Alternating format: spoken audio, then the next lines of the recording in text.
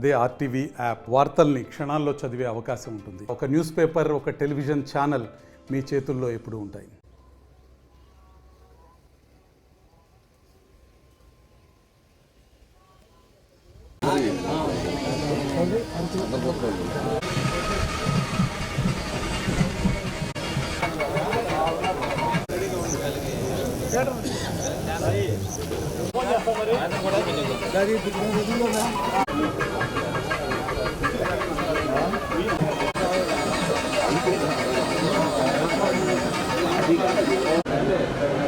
ఇవాళ సుపరిపాలన తెలుగు అడుగు కార్యక్రమం ద్వారా నేను స్థానిక శాసనసభ్యులు దామచర్ల జనార్దన్ గారు, అట్లనే విజయ్ కుమార్ గారు, ఎమ్మెల్యే గారు, మేమందరం కూడా ఇక్కడికి వచ్చాము.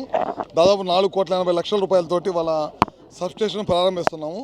ఈ ప్రభుత్వం అధికారంలోకి వచ్చిన తర్వాత నాణ్యమైన విద్యుత్తు, 9 గంటల విద్యుత్తు రైతులకి, అట్లానే ఇళ్లకి మంచి విద్యుత్ ఇవ్వాలనే దానికోసం వాళ్ళ సబ్స్టేషన్ ప్రారంభించాము. ఇంకో సబ్స్టేషన్ భూమి పూజ చేస్తున్నాం.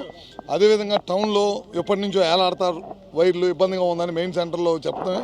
ఇప్పుడు ఆర్డీఎస్ఎస్ కింద దాదాపు 250 నుంచి 260 టవర్లు వేసి హైట్లోకి తీసుకెళ్తున్నాం. అవన్నీ కూడా వాళ్ళు శంకుస్థాపన చేస్తున్నాం.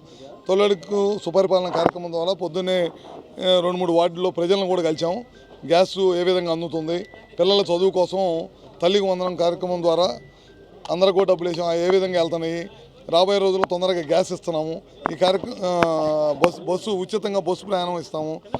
పెన్షన్లు చాలా పెద్ద ఎత్తున పెన్షన్లు ఇస్తా ఉన్నాం. ఈ కార్యక్రమం ఈ ప్రభుత్వం అధికారంలోకి వచ్చిన తర్వాత సంవత్సరంలోనే ఏదైతే ఎలక్షన్ ముందు హామీ ఇచ్చామో అన్నింటినీ ఓదాంతరవుతోటి చేసుకుంటా ముందుకెళ్తుంది ఈ ప్రభుత్వం. తప్పుడు కేసులు ఎక్కడ పెట్టదు ఈ ప్రభుత్వం. అసలు కక్షాదింపే చేయదు.